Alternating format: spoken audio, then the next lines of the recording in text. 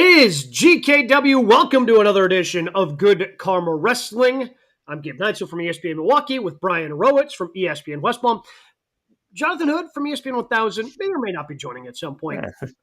He's a busy man. If you miss him and you want to hear his takes, just make sure you're checking out Busted Open Radio on SiriusXM Sundays from 9 a.m. until noon Eastern.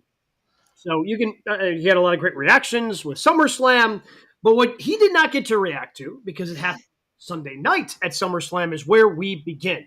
We had the surprise at the end of night one, which I don't think was really a surprise, and I think a lot of people saw it coming, despite the WWE trying to say it was the ruse of the century of Seth Rollins cashing in his Money in the Bank contract to become WWE World Heavyweight Champion over CM Punk.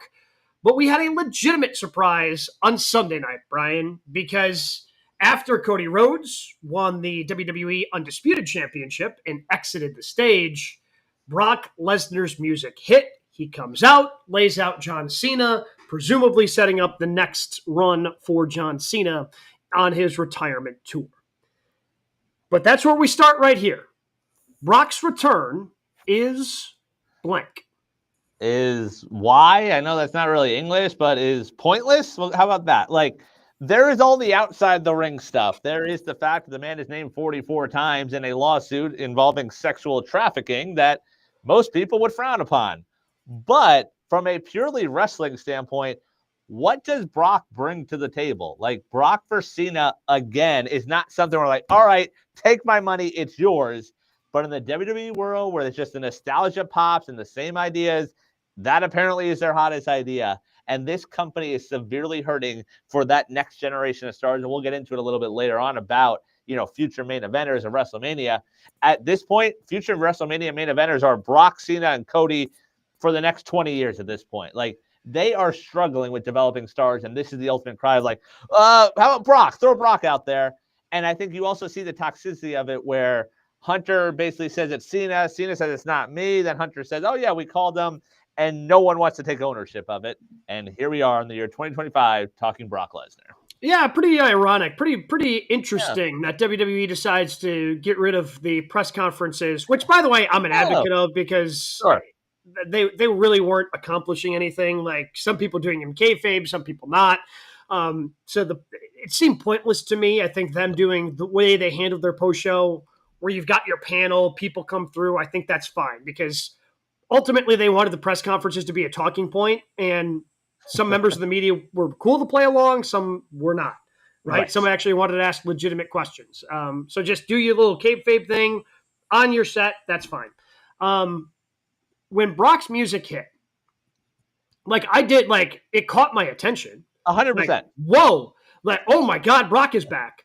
And then as he made his way down to the ring, it just kind of settles in more of, I don't know how I really feel about this. This doesn't feel great. This feels – because, again, he was gone for 18 months. And honestly, the last program that he did, which was to help Cody Rhodes fill time between WrestleMania appearances, where he finally went over and finished his story, was fantastic.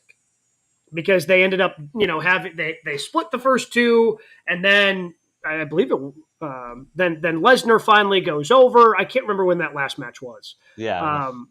Was it SummerSlam? Has he been gone for 2 years? I think it's 18 months since we've seen him. Okay, but I mean, either way, whenever that last match was, him giving Cody the hug and kind of putting him over on his way out, fantastic. Hey, that's great, and I just don't know what other stories there are to tell with Brock Lesnar at this point, other than what you said, the rehashing. So, to me, creatively, it's not really worth it. To me, the outside of the ring stuff, not great. And I am not going to lie. I did not read the entire lawsuit in its entirety, but I feel like there was something going around on social media this weekend of, well, even in the lawsuit, Janelle just says that, and her lawyers say that he didn't do anything wrong. I'm like, I don't know if that's what that says. And then they put out the statement on Monday, kind of condemning his return. It's okay, that's not at all what the lawsuit says. So I don't know if that's just people trying to justify the return of Brock Lesnar. But I was excited for a second when I heard his music because it was in today's day and age of wrestling, getting a genuine surprise like that is legitimately shocking. And the longer his music played, the less good it felt. Yeah. And the more you think about it, it's like, well, there's no good story to tell. There's nothing. I mean, again, there is heat on the outside coming in, so it's. I don't know. It doesn't seem like the juice is worth the squeeze. All those people are like, oh, he was me. found guilty of nothing. Sure. Then why was he gone for the last 18 months? Why did TKO? Why did the WWE be like, we don't want this guy here, and sort of scrub their hands of that? And now all of a sudden it's like, we're good now. Like, there's a reason for that, and yet here we are again, and they have no one to build around. I guess, guys, the one thing we're going to know is that TKO is going to TKO. Yes. So from the UFC standpoint, the face of it, Dana White slaps his wife on film. Everyone saw it. Mm-hmm. No repercussions. They keep bringing in Conor McGregor. Yep. They keep bringing in John Bones Jones. These guys have been implicated and charged and had jail time, but they keep bringing them back because of a payday. So it's strange but true that WWE is part of this as well. Not just saying that they're TKO, but also some of the habits and the things that TKO does, that UFC does, they're part of it as well. So I can't be surprised that Brock is back. I felt like you, Gabe, that when we first found out it was Brock and we heard that music, like, oh my God, he's back. And from a wrestling fan standpoint, like I am, I'm glad to see the matchup. But again, until Brock is not implicated in any of this, why should he return? Right. Well, but also, like, I don't know what story you're going to tell with Cena Lesnar other than they get one last match. That's it. It's just whatever John wants, right? Because the one thing for sure with this John return, he's not trying to make the young kids better. He ain't losing to the young kids. Because there are no young kids. Classics. Like, there's no young kids there. And, like, even to the main event scene, like, who's Cody defending against? Like, oh, yeah, Cody's the champion now. Like, it almost would have made more sense if Cena won this weekend, and then you got one last Cena Brock, and it's for the title. You put the title back on Cody, and I have zero expectations for this title run. Well, that's because, again, like, every story that they've told with Cena since the return has either been him pursuing the championship or then him having the championship, and then guys like Punk and Randy Orton, you know, when you're playing some of the Cena's greatest hits, those guys going after the championship, which made sense. Like, Lesnar returning just to kick the crap out of Cena, like, sense to me. And the fact that Cena doesn't want to make it seem like, hey, this wasn't my idea, and Triple H wanted to be like, no, it wasn't my idea. Like, the fact that they're trying to if that's the way we're going to do this, if we're going to play hot potato with whose idea was it to bring in Brock Lesnar, maybe you shouldn't brought him back in the first place. Because they're just hoping fans forget. Like, they're hoping the revisionist history. We saw it on the post show, on the new presser, whatever they're going to call it. The fans are chanting, we want Cross, and Hunter turns and goes, you got Brock. And we're like, what? Like, is that what we said? Is that what we're chanting? Like, you're just supposed to believe it. It's like, don't worry about that. Like, he literally is Oz in this situation. Well, just like we said in the group chat, there's a reason why they're not doing those press conferences anymore. Brock's back. Could you imagine Triple H having to explain why you're aligned with Donald Trump? Uh-huh. And then why you brought Brock Lesnar back when there's a case pending against Vince McMahon? Could you imagine him trying to wiggle his way out of that? I mean, he can't do it. He tried on some interviews before SummerSlam. It's still a PR nightmare. Still not being able to answer it well. So, look, I understand from the wrestling standpoint, it's Cena's last year. They're going to run it back, all the classics, right? Are we getting Cena JBL at some point, too, since we got all the classics? Are we getting that, too? I mean, Why seriously. Not? You know? And to answer your question earlier, Gabe, August of 23 was Brock's last match when Cody beat him at SummerSlam. So, literally 2 years since we've seen him in a ring. Yeah, and again, I was good with that Lesnar send-off, and yes, I don't know. It's interesting with that lawsuit still pending and things being added to it, seemingly as we go. Hold your nose, Gabe. This is what it is, though. Like, they're involved in TKO, means that anything goes, and they don't care about perception because they already got the money from ESPN and other places. Yep. They don't care. That whole morality. It wasn't like a place filled with morality anyway under Vince. What do you think it is now under TKO?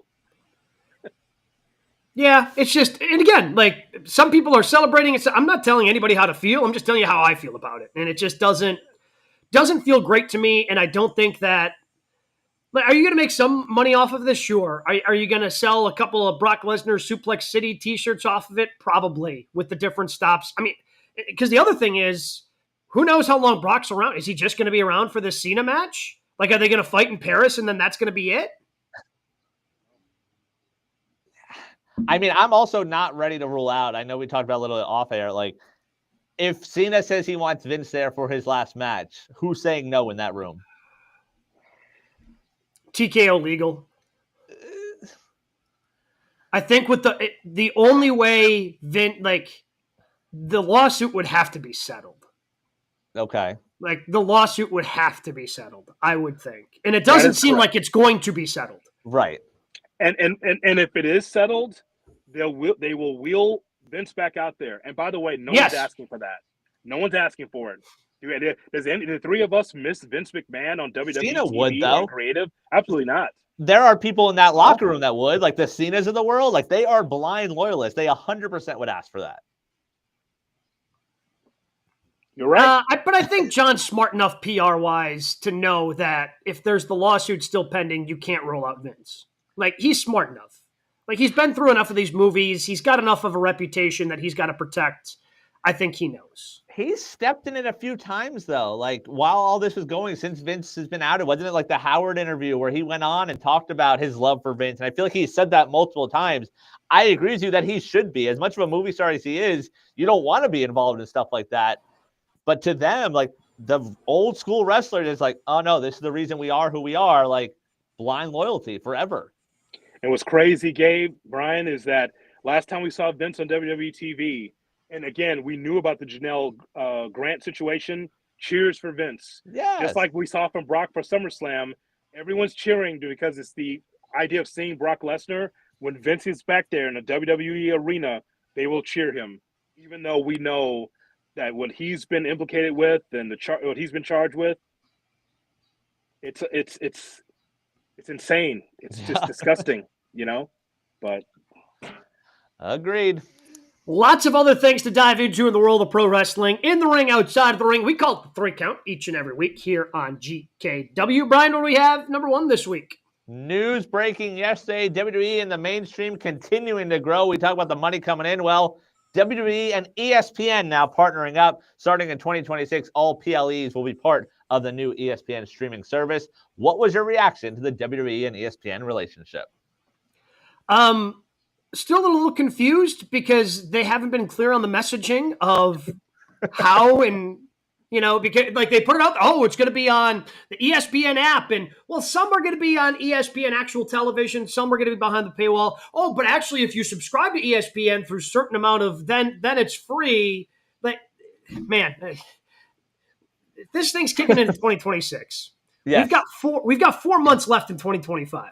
Like, how about let's just get our ducks in a row.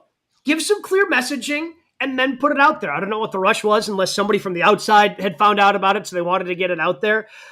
It seems like if you are an ESPN subscriber through regular cable and through some select streamers, like I think like through Hulu, which is not shocking since Hulu's owned by Disney, that you will still have access to this for no additional cost. Right. So there is a note in the release yesterday, which hasn't been pushed out there. I've seen a few people tweet out. In addition to ESPN DTC subscribers, fans that access ESPN through a traditional pay TV provider like Comcast, DirecTV, Hulu, YouTube TV will also have access to the new features through the enhanced ESPN app. So that would include all the PLEs in 2026.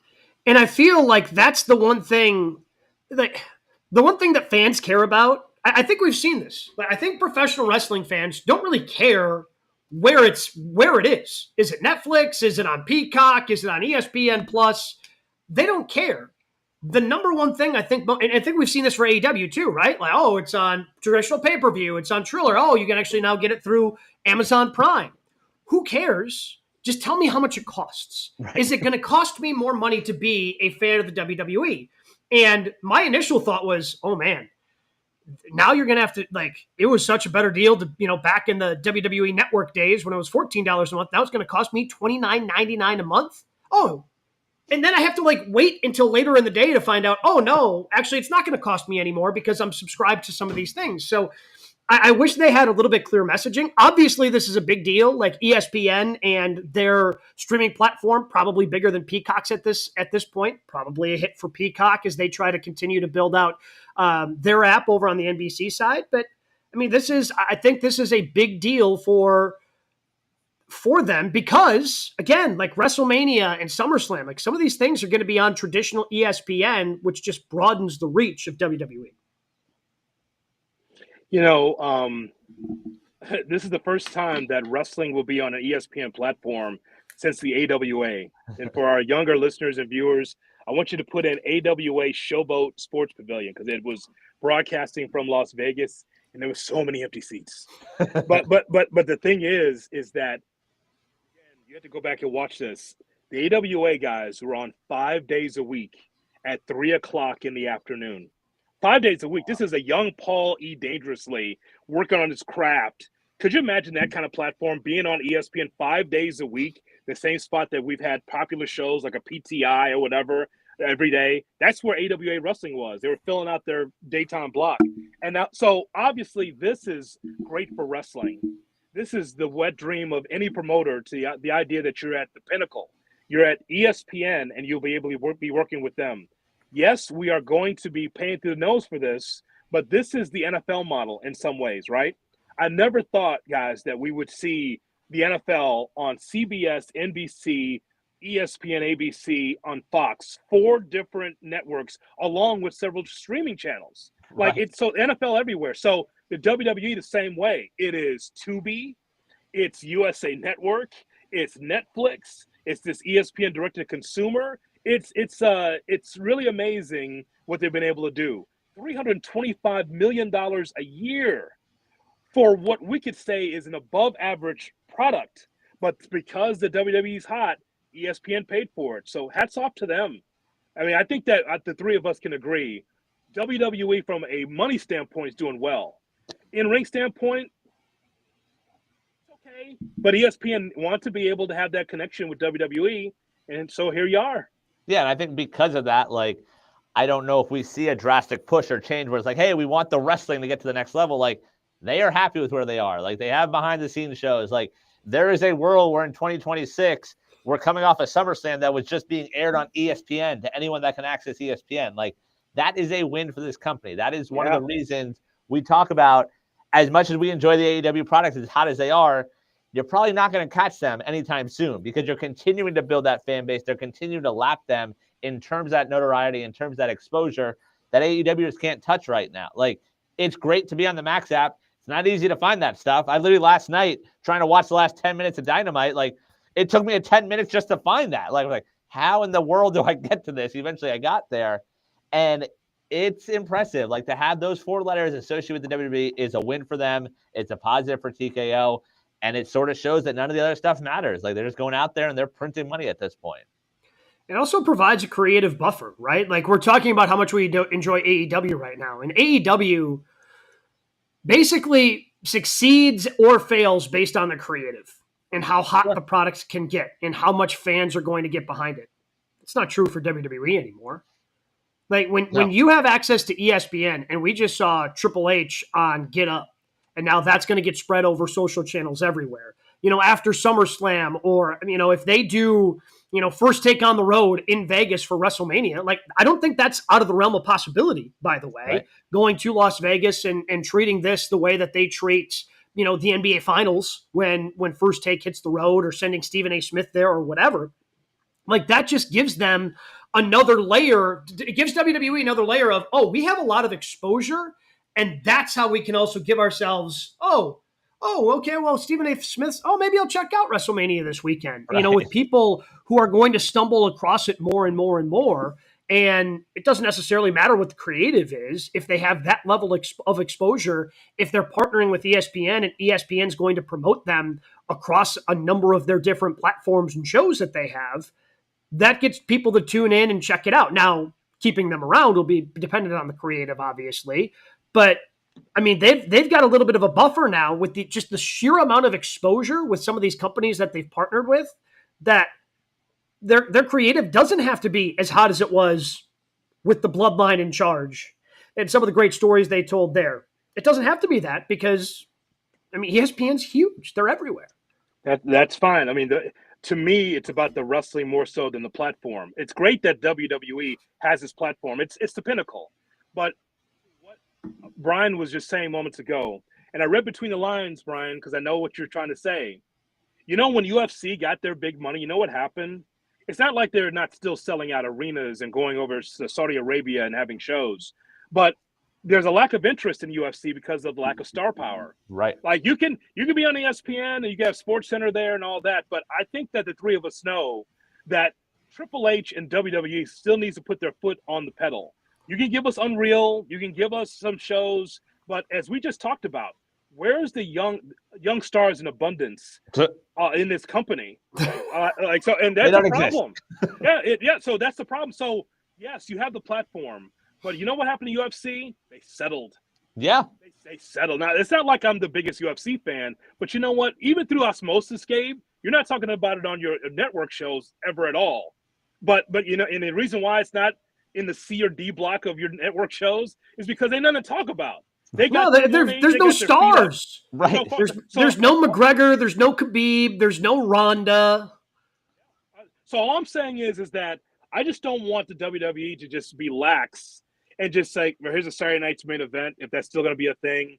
Here's a Raw, here's a SmackDown, and it's always a C. It's always a B minus. But it's WWE, and we're at the top, so it's okay. I just don't want the WWE to turn into that. We got our money, so whatever the product we put out there is good enough. I mean, I think we're going to continue to get those 2-night pay-per-views and things like that. I agree with you from a UFC standpoint. Like, I'm not watching it, but, like, the Rondas of the world, that's something where I was like, all right, like, I want to go to the local sports bar. Like, let's go watch this. Like, there's that spectacle. There's something there. WWE doesn't have that right now. Like, we are watching every week because we're addicted. We are part of that. I just wonder how – but maybe it's just the younger audience. Like, the kids are getting into it. Like, my kids rarely watch. Like, it's on in the house here and there. But, like, Jey Uso's pulling them in. And, like, from a wrestling standpoint, I personally can't stand Jey Uso in the ring. But that's bringing in young fans. And there's things like that where it's just – that's, I guess, what they're banking on. He had to take a shot, Hood. He just had to. Couldn't help himself. Just, you know, like, in case you were wondering, of the previous 10 times that I brought up Jey Uso, I want to clarify my stance. It's called how he is anti-heat. I want the people to know. I want people to know. Breaking down the fourth wall, the hottest things on our YouTube channel that you're watching right now, youtube.com, Good Karma Wrestling, are the entrances. Right. I mean, I wish I could say the three of us with our great thoughts about professional wrestling, but the thing that's getting numbers is like the videos, the rogue videos that we're taking of the entrances, the exits, the finishes, because for Brian's kids, it's yeeting. It's not about the technical prowess of Jey Uso. It's just the pop and circumstances when he comes down the ring. And that's where WWE fans, some WWE fans, that's where they lie. Entrance, exit, finish. Promo. So ridiculous. Meanwhile, we live in. Entertainment. Yep. Meanwhile, AEW is burning the midnight oil by giving you 30-minute matches and like a million moves. And it's like, what's our numbers? What happened? Bleeding, sweating, paying the price every single PLE, while WWE is just yeeting their way right through $325 million a year. Crazy. Yeah. What do we got at number 2 this week, Brian? Paul Heyman on the Errol Hawani podcast said, Jacob Fatu, Braun Breaker, and Rhea Ripley, if the circumstances right, are all future WrestleMania main eventers. On the WWE roster right now, we talk about young stars. Who's the future WrestleMania main eventer that we haven't seen there just yet? I think the one name for sure that I think he left off is Dominic. I feel like Dominic Mysterio is probably going to be on that list if he continues. Now, his has certainly been a slower climb. And part of the reason for that is, like, he didn't go through NXT, right? Like, turns out his dad had some pulls, so he brought him up right away, and they're a tag team. And his development has been slowly happening in front of our eyes. But that development has been happening, whether that's been character development, whether that's been in-ring. He's been fantastic. So I would add Dominic Mysterio as somebody to that list that I think Paul missed out on. So it is Stephanie Vaquer. I think that on the women's side, that I think one day we're going to see that. Now, who her opponent is, I'm not sure. But it seems to me, guys, you tell me if I'm wrong, the way that she's been able to be on the mic, knowing that her English is still not great, and they're still giving her a chance to do promos. You know that she's terrific in the ring. She's sexy, but she can go. I think at some point she could be in that spot because I think people, especially guys, really like her. Yeah, and I mean, in that world, like that finisher and the Booker T aspect of it, like that's the thing that's going to get over and sell merchandise. The Booker T aspect of it, is that what you said? Yes. He did. Yeah. It's exactly what he said. Okay. The only one I wrote down from the female division was Jade. Yeah. Why is that? And just the look, the feel. I feel like she's got that star power. Like, I think of the marquee. I think of like the big posters around town. Like, she's still pushed out there a lot. And in that world where the wrestling doesn't matter as much, I think that's someone they could build towards. I feel like they let you know how they feel about her with her not defeating Tiffy this week. Not even not defeating her. Like, that was under 10 minutes. Yeah, I think they kind of... I think everything that went into that, the circumstances, the lack of build, I think that they kind of told you how they feel right now about her on the main roster. And that's what makes me... You're 100% right. I mean, and the reason why they signed her and took her away from AEW is because of the look, the charisma, the feel around her. But you still have to be able to do a little bit of something in the ring. And while she has certainly gotten better, she's not to the point where they have any faith in her. Otherwise, I think she would have gone over, or they would have given her a better match to try to showcase her. You know what the problem was with that matchup between Tiffy and Jade? Who calls the match? Right. That's the problem. You know what that was, guys? That under 10-minute match. You know what we saw? Two women that tried to remember choreography. Yeah, I would say that entire match is called backstage. Is who calls it? And we've seen that before. Gabe, I don't know if you've been backstage before, but it's just the miming, right? It's just like you do this and we do this and you go do this and like that's I see that all the time when I'm ever backstage at a wrestling show, and it's like no one's gonna call in the ring, huh? Nobody. And so that's why.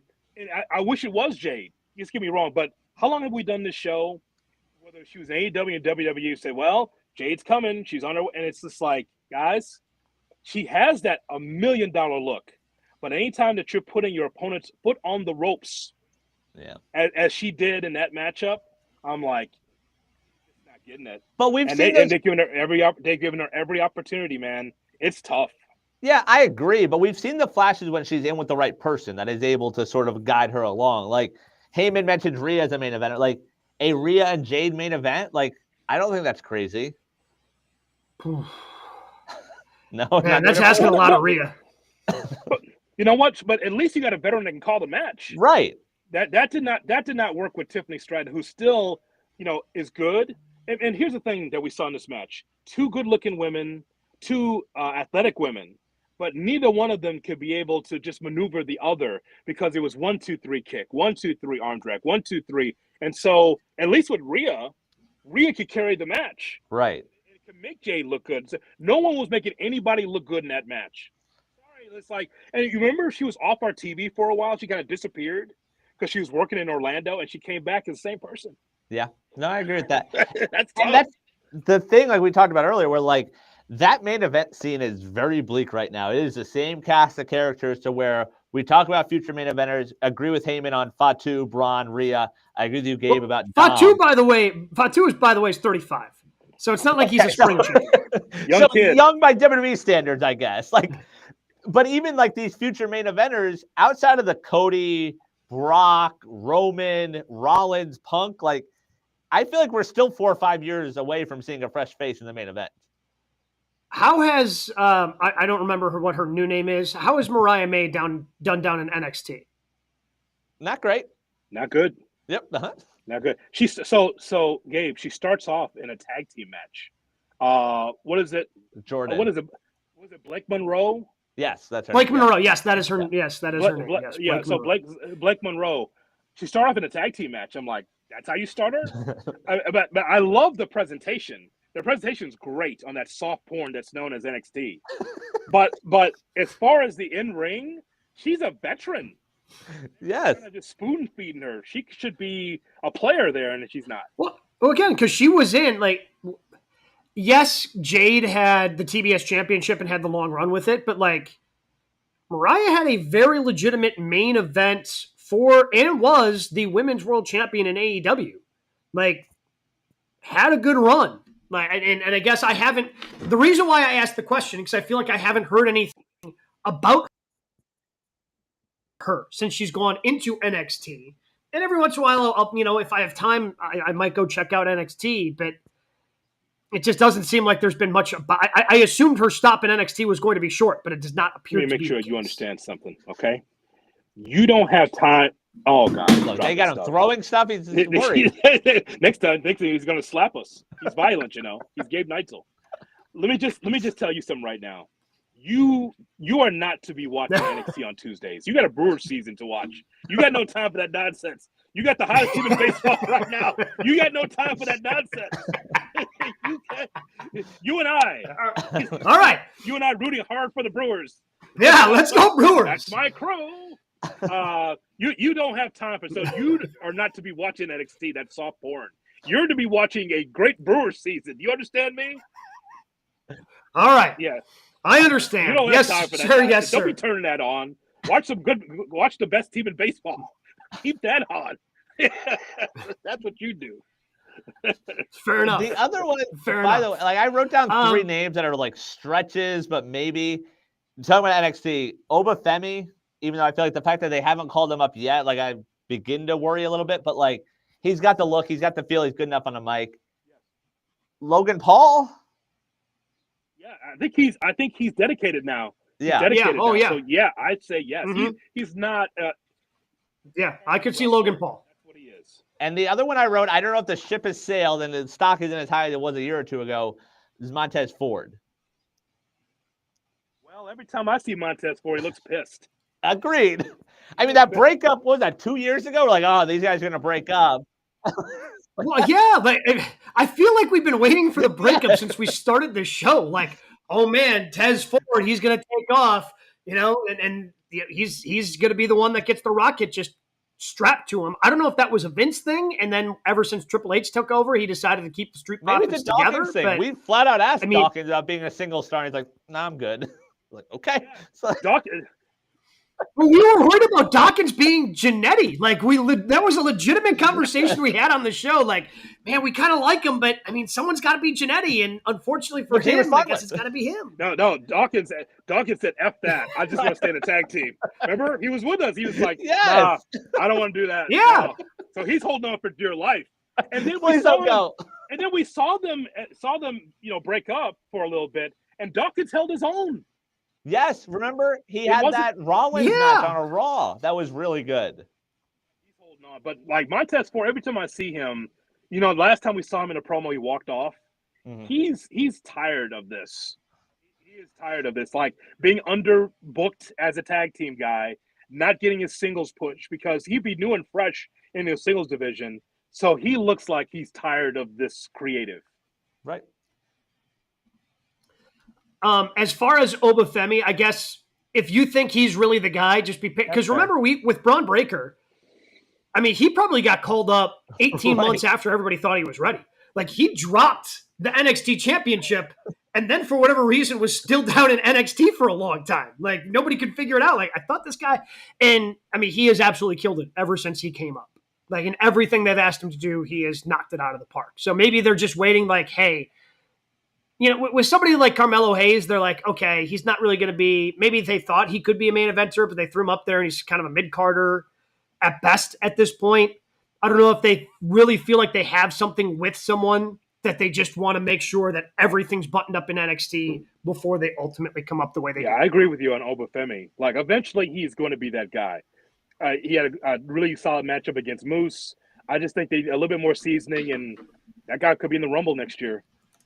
That'd be an awesome spot for him. I also wonder, like, if you're Heyman, is Bronson Reed a guy we don't think about? Like, oh no, we think about him because he's got to take the pinfalls. Okay. Yeah, that's the problem. Like, I don't think he can be the main eventer because the only reason he's in that group is to take the pins when they need it. Really good though, and he's stealing shoes. Yeah. Oh, the Shula Fala is great. He has the most devastating move. Like as good as the spear is. Like the tsunami is the one that they put over as the one. I mean, again, that's what he did. What 6 or 7 of them? How many ever before this group was formed to put Seth Rollins on the shelf. And like that's the move that they sell the most, but he's in the group to take the pinfalls because they're trying to protect Seth and Braun ahead of him. So unfortunately for him, he's got some stuff to overcome. Champions one day. I like that. You always want to have a power guy and a speed guy. And with those two, Braun and Bronson, I think they're going to be tag team champions one day. I love that unit, the vision. Yep. Really good. Really good. But that's the thing. You watch them this weekend, and they had a great match with Roman and Jay. Like, they are two guys that, yes, should be tag team champions if there was a tag team division to speak of. Like, you want them on your TV. You want them in marquee matches. Like, them winning those belts would just be extra stuff to hold. Like, we wouldn't see them in any marquee matches. Heyman holds those belts. They don't. Okay, so you see Heyman holding them. Heyman and Don Callis, that's their jobs. Heyman just stumbling out there. Yeah, stumbling out there with the championships once again. What do we got at number 3 this week? Last night, main event, we saw Mark Briscoe fall to MJF in the main event. We've seen Mark Briscoe in a lot of main events recently. What is the ceiling for one Mark Briscoe? Kind of feels like this is the ceiling. Like he's been ROH World Champ, right? Like so he's been ROH World Champ. I mean, maybe you can give him one of the mid-card titles on AEW television, but as much as Hangman was pumping him up last night about how he wanted him to be the opponent and he respects him, and I don't see him as AEW World Champion, you know? So main eventing some dynamites and holding his own and doing everything that he does, I think is fantastic. I feel like this is the ceiling. This is high as it gets for Mark Briscoe, you know, getting close, but obviously never actually getting that world championship. Can we get some surprises on this show every now and then? I didn't expect Briscoe to beat MJF yesterday, but I'm tired of Briscoe losing every match because the heels say, you're a loser, you lose every match. And by the way, they're right. So you're giving credence to the heels when he keeps losing matches. So that's a problem. Yeah, like but real quick, on that point, like they mentioned in the promo, like, oh, you won a few main events in a row. Like, I don't remember that. Like, I agree. Like, every time you see him in a match, you assume he's eating the pin. Like, maybe they're on the weekend. Like, I was like, he has? Like, so there's something disconnect. Has he been main eventing on ROH TV? About? No, I don't know. I don't know what they're talking about. I have no idea. I just feel like another example of this that's an underdog is like Speedball Mike Bailey against Mox, right? Mm-hmm. A roll up 1, 2, 3 for Bailey could have done great things for him, right? Hey, you rolled up for the former AEW champion, and then it doesn't make Moxley anything less. No. But it's a quick victory because of the distraction from Darby. That should have been the finish yesterday, but yet nope. Keep Moxley strong. Why? He's not winning the title anytime soon. There's just little things like that irk me about the company. But as far as Briscoe, the documentary comes out. It was a great documentary about his life and the loss of his brother. Okay, so you ramp that up to Briscoe winning matches because of his brother. You want to use his brother as the crutch? Go ahead. But you just don't have him, my brother's dead, and I keep losing matches. Right. Like that's, to me, him being a good hand is poor, lazy booking to me. Because I'm like, so when will he ever win the big match? Right, and that's why last night was that opportunity. You have him beat MJF. That's a good win on TV. You then delay MJF and Hangman to, 2 months from now, and the pay-per-view could have been MJF and Briscoe in a stipulation match. It's round 3. It's another match. MJF can go over there. But him being in these moments, ultimately eating the pin every time does nothing. I agree with you, Gabe, about the mid-card. Like, maybe it's him beating Fletcher. Like, maybe he's the one that eventually takes the TNT title off Fletcher, and that's a moment. Not next week, but like down the line. I don't know. Our guy. How could you say that? He's got to drop it eventually so he can win the world title. That's how it works. Yeah, I mean, maybe you could give him a good showing in their tournament at the end of the year. He's always in those, and he's just the guy losing. I don't know. Like, he'll have a few good matches. Yeah, he's the guy to eat the pins. That's going to give you a good match. Eventually, you need some of these guys to break through. Like Brody King's in that role. You mentioned Speedball. Like the Brody King. Well, but Brody King, to their credit, but they won their tag team match last night. Or whenever they're facing FCR. I think there's a very strong possibility because I think you could get the interference from Edge. Because put the belt on it. Like Brody King deserves a title. I know they had a trios run, and those belts that don't actually matter. Put it on Bandido and Brody. Like, why not? Well, I mean, to be fair, Bandido and Brody beat a couple of jobbers yesterday. That wasn't much of a match. Fair, yes. Let's just be honest. God, how are they just killing it with this jobber like gimmick? Like putting up their names from TNA on the marquee, getting stuck halfway up, like the random pyro, just like absolutely nailing this jobber thing. Yeah, that wasn't really innovative. They just pushed the Orange Cassidy button. Because that's his pyro. It wasn't really innovative. I just think they could go a little further though. That they haven't gone far enough. But also, the other note, which I saw on social, I must have missed on TV, all the like money matches that have been happening have been apparently their EVP salaries is the angle. That Tony's spending their money in those matches. But give me the briefcase. Yeah, so show me the old Harley Race attaché case with the money in it. But at least there's something. There's a story there at least now. Yeah, show me the money, because otherwise it's all right. Kind of fake. It's kind of fugazi. I don't like that. Sorry. No, but as far as Briscoe is concerned, Gabe, I just and I know they have a number of these guys are just giving you good matches and all that. Queen Aminata's in that in that as well. It's like at some point you have to break through. She lost again last night. Promo time. She did. How do you get promo time after that? So just like Briscoe is better than this. You could make a Mick Foley kind of story with him. You could. It's plucky underdog that just comes through and wins matches because the fans love him. So why does he keep losing? Now the fans will start losing faith in him if you just keep losing like this. Right. Like the fans love him. The locker room loves him. Like everyone is a fan, but him just losing matches all the time does nothing for him. Could you do a Sami Zayn type thing with him?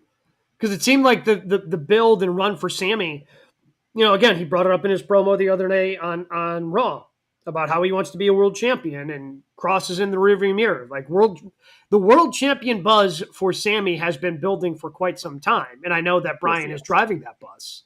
But could you do something similar with Mark Briscoe? I'd say yes. Yeah, I think you can. I'm hesitant because... Why not, Brian? Yeah, I'm hesitant. Brian seems less... I just feel like that seems a little more protected. Brian is all sped up. Yeah. Yeah, we got the quickly digitized version, like all of his words in the matter of I just can't handle it. I'm emotional about Mark Briscoe and the thought of Sami Zayn winning a world title. Sorry. Okay, well, that'll be fine. Well, I just, and by the way, as far as that matchup is concerned, guys, if someone talks about my dead brother, I'm going for blood. I got a wrestling match. Yes. So when we saw MJF's match, it wasn't Mark Briscoe's match. Yeah, there was still like the tables and all that, and a trickle of blood from it. But I mean, I'm trying to kill MJF, and we didn't get that. It was unrealistic. It was unreal. Well, there's also somebody who has a problem with the unrealistic nature, and I think we're going to get to that right now this week, Brian, in news and notes. All right, we've already talked about icky wrestlers making returns. Well, there's plenty more in the headlines over the last week. Reports that some talent in the WWE are pushing for an Alberto Del Rio return now that the AAA relationship, WWE reportedly very against it. Also, we saw a Portland indie company this week promoting the return of the one and only Joey Ryan, to which another Portland company said, hey, anyone that works that show with Joey Ryan will never be booked by us again. Conveniently, the next day, Joey Ryan has been canceled from said appearance. So wrestling fans, well, stay wrestling fans. I'm good on Alberto Del Rio. I mean, if they want to put him in AAA and do that, go for it. Like, because he was in AAA before WWE's involvement. I don't need to see him on my television for WWE. I'm good on the Alberto Del Rio experience. Well, under the TKO banner, I think that's wide open now, isn't it? Uh-huh. But the WWE seems still very staunch against bringing in Alberto Del Rio. Because again, with Brock, while I don't agree with it, I do see the avenue to making money with Brock Lesnar. Like right. I see the avenue in which the company makes more money with Brock Lesnar in it. I get that. I don't see that with Alberto Del Rio. Which is what matters. to them. Like that's the thing that matters. Imagine at the Royal Rumble, entrant number 14, we're counting 3, 2, 1, and then you hear Alberto Del Rio's music. Is that going to be a pop, or is that going to be, oh, who's this guy? It'll be a pop. And it's the WWE fans. They love nostalgia. And I know, but you got to know where our fans are. Absolutely. Chapman pitches for the Cubs, comes over in a trade. You know what Chapman went through as far as domestic violence. He comes to the mound, and 40,000 people are cheering Chapman. He's on the team. People get into it. It's just what it is. Same thing here with Alberto Del Rio, guys. Same thing. He's been out of the WWE for 9 years. I would agree with you that he should be in AAA. He's a good heel. But as far as being on the WWE platform, I don't get that. I don't see the value, quite frankly. No. Which is that's the important part to them. He's not enough of a name. We saw the Carlito return. He came back, and not to compare him in terms of out the ring stuff, but similar, not skill sets, but in terms of ceilings, I guess, with those guys. And they got what they needed out of Carlito. It's just what it, and the Joey Ryan story. That he's been canceled in a lot of places. Yes. So I know he keeps trying to worm himself back into the bloodstream of wrestling. Don't think I missed a Joey Ryan at all and his dick spot. Agreed.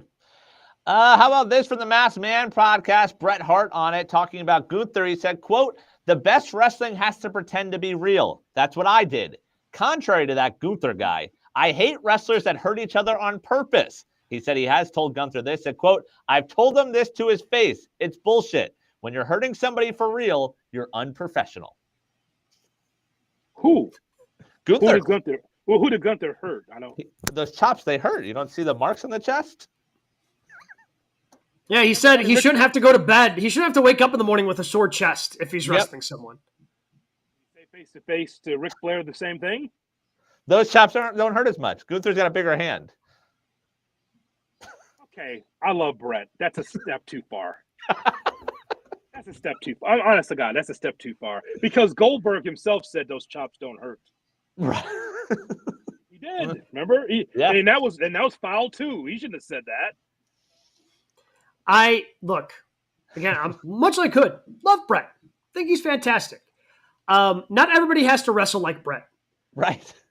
Bryan Danielson said it the best. I think this was when he was still with WWE. Hey, I'm a little guy, and I can wrestle the Big Show, and you have all these different styles clashing together and mixing together, and okay, maybe you don't like a Texas deathmatch style.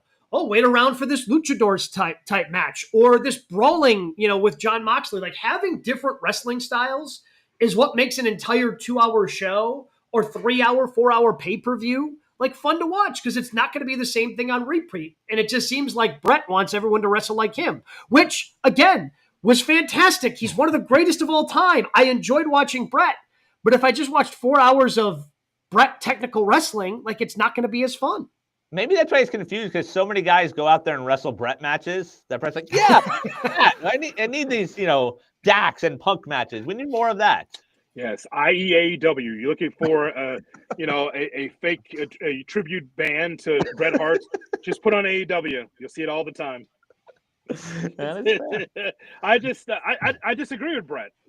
And Bret, the quote you just gave, did Bret call himself a phony wrestler? He said the best wrestling has to pretend to be real. That's what he did. Oh wow! I thought that Bret was doing. I thought the stuff he was doing was real. That's what I kept reading about in his book and in all his quotes. Oh wow! Okay. When you're hurting somebody for real, you're unprofessional. I think that he just has PTSD. Goldberg. That's what he's got. Yeah, just associating Gunther with him now. Yeah, I don't. Both start with a G. It's Gunther, not Goldberg. What? Goldberg. If he ever says Bill Gunther, then we know we're in trouble. He's addled. Some contract news. Karrion Kross and Scarlet both not at Raw this week, according to Fightful. According to Fightful, their contracts are set to expire this weekend. Dave Meltzer says, though, the WWE has given them a new offer.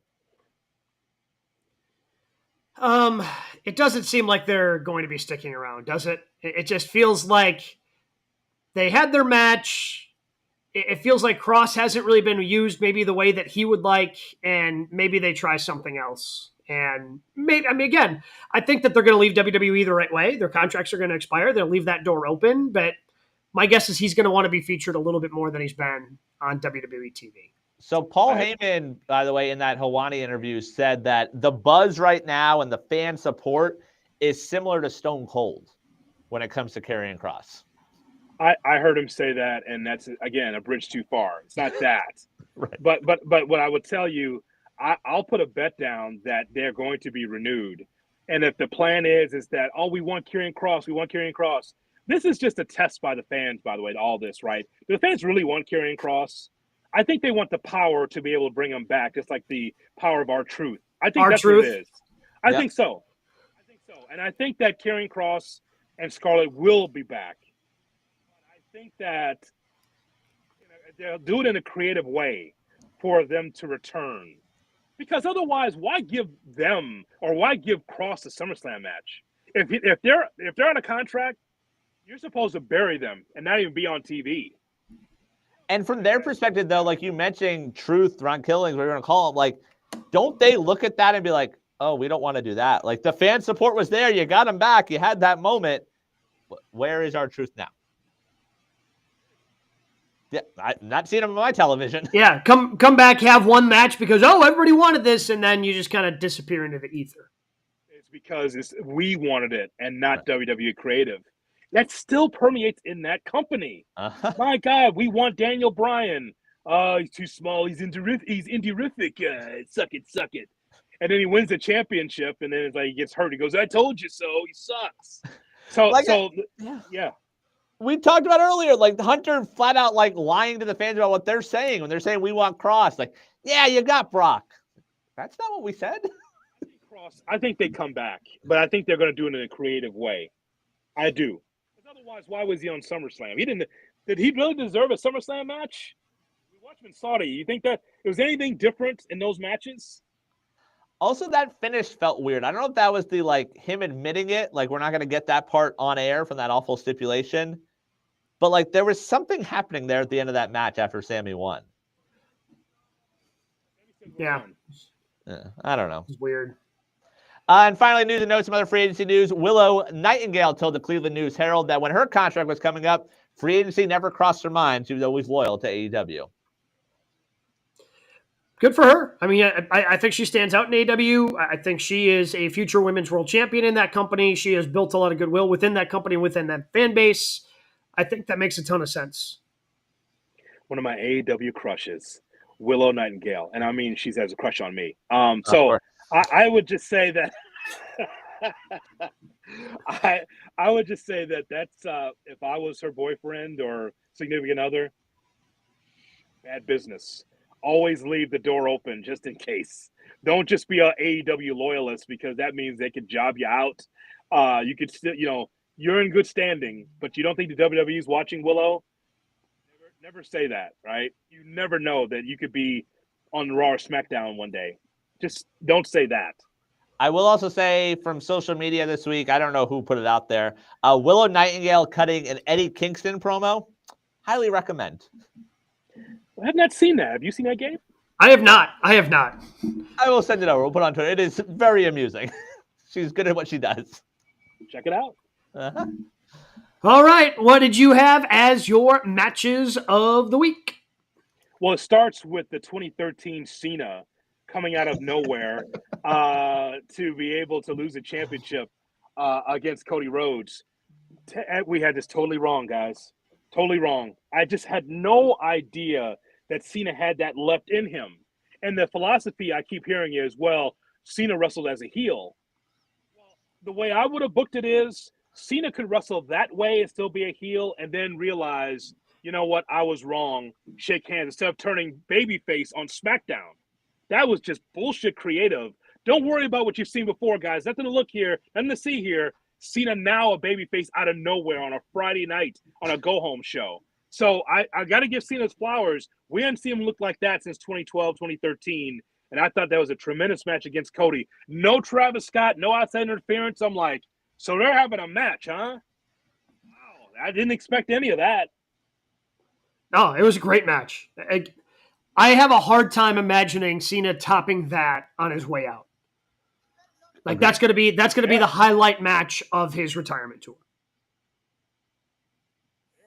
So yeah, I don't see anyone that like Brock's not gonna bring that out of him. Like I'm just trying to think through who he might still face. Like that's it. TLC match, just absolute insanity, just all over the place from night 2, even including why am I blanking on her name? Taking a crazy bump. Yeah, Candice LeRae off the top of that ladder. Standing? How was she doing promos after that? No clue. She's too little to take Wildest that bump. That's what she does. That's crazy. Yeah, just unbelievable. Like that was the bump of the match, and she wasn't even in it. So Candice LeRae goes up. She gets the belt. Who wins? Well, if she throws, assuming she throws him to DIY, I'm assuming DIY because they have them then. You know that's insane, right? That's crazy. That's crazy. We had so many people on the outside that was trying to represent their tag teams. I was just crazy. I thought the wrong team won. There, but it's fine. It was just quite the spectacle, that's for sure. The Gargano ab strength to do the pull up on the belts. Wow, that was ridiculous. Anything else from SummerSlam that was a banger? So I enjoyed the women's tag team title match. Very good. Yeah. And I'm sort of enjoying the Charlotte and Alexa stuff and some of the stuff they're doing. Yeah. Next time we win the tag team championships, the 6-man, I'm going to pull your hair. Just like Charlotte did to like, what are you pulling her hair for? It's such a weird dynamic between those two. Yeah. It's fun. Yeah. It is. I've enjoyed that. I thought the opener for night 1 was very solid. Bronson against Roman and Jay. Very, very good. Jelly Roll, not that it's on my list, but Jelly Roll performed better than I thought he would. That'll be all for Jelly Roll, by the way. He asked to take the loss because all the celebrities usually win. He told that on Cody's podcast. He took a hell of a beating, man. I give him hats off to him. That splash through the table, oh my God! I thought for sure. I thought 100%. Like, there's no way he's taking this bump.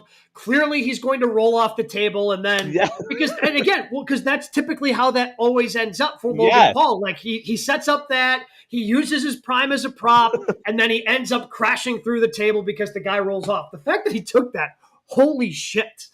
Yes. What a bump to just be absorbing when you're Jelly Roll. Like, he doesn't have to do that. He's like, no, I'm going to eat that. I am 100% eating that. Okay, pal. Good on you. I'm going to sneak this in for AEW Collision because I was there at the Aragon Ballroom with a road to myself. Kyle Fletcher against Dustin Rhodes. Our guy was amazing. Stabbing with screwdrivers and everything. Our guy finally getting his first singles title. Hey, where's the news and notes about the double knee surgery for Dustin Rhodes? That's pretty bad. Dustin said not to work because we can't believe injuries anymore. He said not to work. Double knee replacement like that. Like he's going to be out for a year plus. Yeah. Yep. He'll have the headset on and creative. What's going to happen with all his belts in Ring of Honor? He'll have to relinquish them. That's all right. He's got another 5 years left. He's got a 6-year contract, which is insane. You're going to be around for 6 years? Okay. Okay. Well, I guess so. We mentioned it before, but the tag match last night with the Young Bucks and Brodido was fantastic. I thought it was the finishing move. The finishing move of having Bandido do the 450 splash after being launched off the feet of Brody King is insane. But what about him being launched for the dive to the outside? That was out of frame because he was so damn high. Yeah, he was. Yes, he was. At ESPN Cleveland too, by the way. Hot crowd in Cleveland. They love their wrestling there, so good for them. I also enjoyed the women's 4-way last night. Yes, it was very good. Sky, Queen Ramonada. Who else was in it? Sky Blue, or I said Sky Blue. Plenty of Billy Starks. That was a fun match, and I feel like they're doing a better job at showcasing other women outside of just the top stars in that division right now.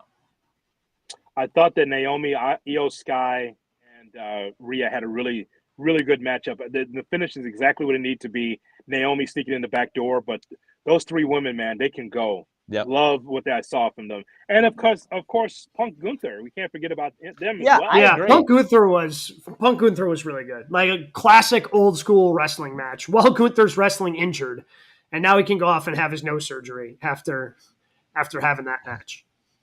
Yeah, thank you for saying that, because there's people on Busted Open that was calling me, talking about like the match was too many rest holds and too slow. So you never understood, like, a match of that magnitude with two veterans is 1, 2, 3, 4, 5, and it ramps up to 10, right? Yep. It started off slow and then it moved up. I don't agree with Brian Alvarez that says that Punk was blown up.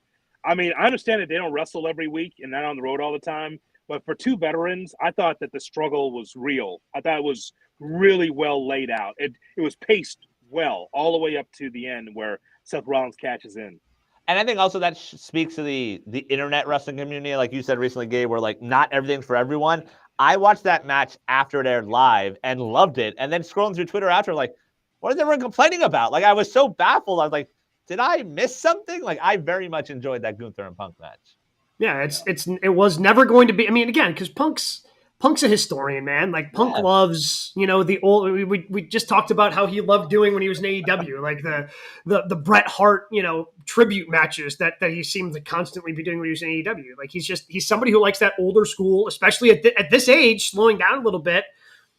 Again, was it different? Yeah, it wasn't a spot fest. It wasn't, again, well, not for everybody, but I think it was for the old school wrestling fans. Yep. Totally agree. And yeah, honestly, like SummerSlam as a card, like, and we talked about this last week, that it was, there were a couple, like I was expecting more out of Dominic and AJ Styles. Was still fine. I guess maybe my expectations were too high for it. And I thought it was going to be like the one match I thought I was going to be talking about come on this show. Solo and Jacob Fatu, I think, kind of fell flat inside the steel cage. That was a little disappointing, but I mean, other than, Sami carrying Cross, like there are a couple here and there, but I think over the course of two nights, much better wrestling and a much better 2-night card than WrestleMania was. Like not even Becky and Lyra was a mess at the end. It was a mess because she actually got away from the being clamped. She actually had her hands free, and she tried to pretend like her hands were still bound. It's like it was overbooked. Yeah, it was overbooked. It was a mess. And it's too bad because Lyra really needed – she was going to lose the match, but it should have been better. And I thought they just put a hat on a hat on a hat too much in that matchup. It was too overbooked for me to enjoy. That's fair. We mentioned a lot of the different interviews we've done in the past. If you want to go back, take a look at them, feel free. Comment, subscribe, youtube.com/@GoodKarmaWrestling. We're going to have some more interviews, hopefully coming up soon, that you're always going to be able to find there, as well as our regular weekly podcasts. Whew. Busy week, calms down just a little bit, but we are building up towards Clash in Paris. We're building up towards that Forbidden Door pay-per-view in London for AEW. We're going to talk about everything right here next week